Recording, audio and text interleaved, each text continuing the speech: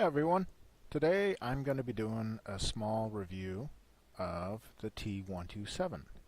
This is a Tier 3 premium Russian tank. It's technically rated as a light tank, but I'll tell you, it is built like a medium, and at that tier, it can do some serious seal clubbing. The equipment that comes with it are pretty much standard equipment. The gun, 45 millimeter, 20 KL, whatever that means. It has about 26 rounds per minute. It does about 51 average pin with 47 average damage. The important thing here to see is that if you use gold in this tank, it jumps up to 84 pin and 47 damage. This is one of the few tanks that when I'm driving my Panzer II-J, it can actually pin the frontal armor of the tank. So I have to be careful with that. It has about a 250 horsepower engine, and you know, all the rest of the stuff is pretty much average tier 3. I don't have much equipment on this. I don't want to spend the extra credits on it. I do have vents. I think that's really important. It adds a lot to whatever tank. But what really makes this tank is the armor. If you're looking at the tank, and let me pull it up. Well, I guess that's not going to work. I'll switch over to Tank Inspector.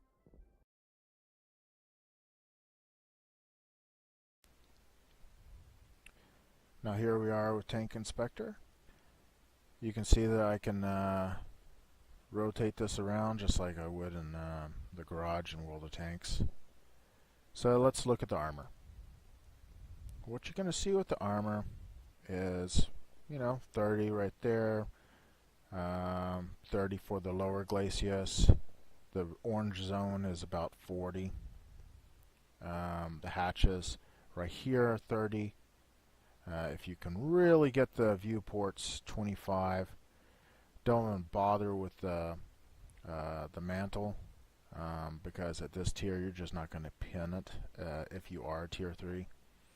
I don't think you can get any damage from these little antenna things. So equivalent with the sloping.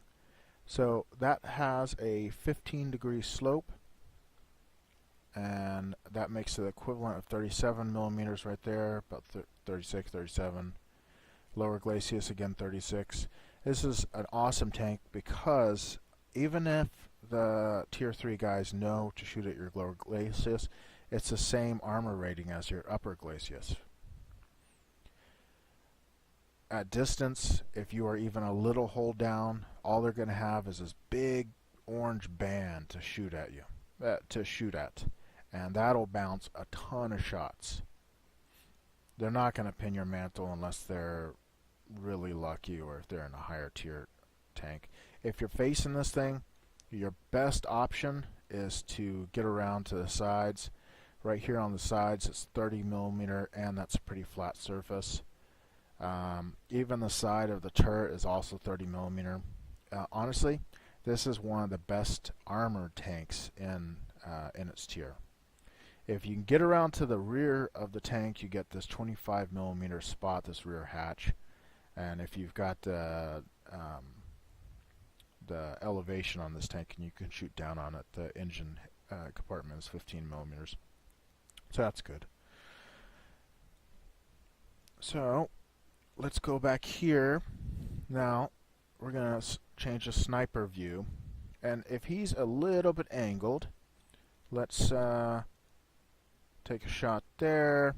We'll take a shot here.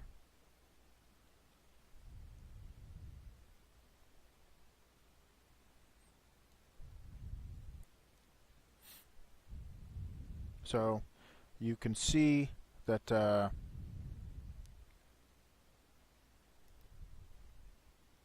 right there I'm going to be looking at a 33 millimeter with the angling 54. So you can see with just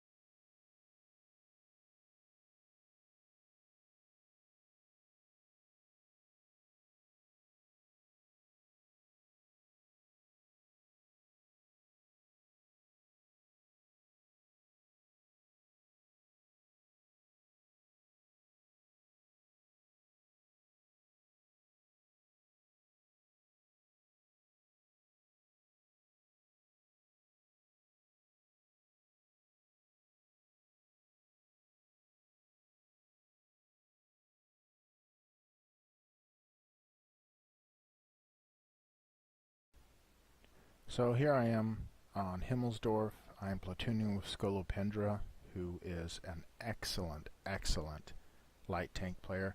I usually play tier 3, 4, 5 with her, sometimes 6. I haven't had a ton of games with her, but the ones I've had, she's done extremely well.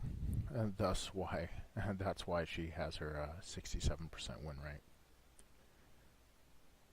So when I'm playing Himmelsdorf in light tanks, especially anything that can reach out and pin someone,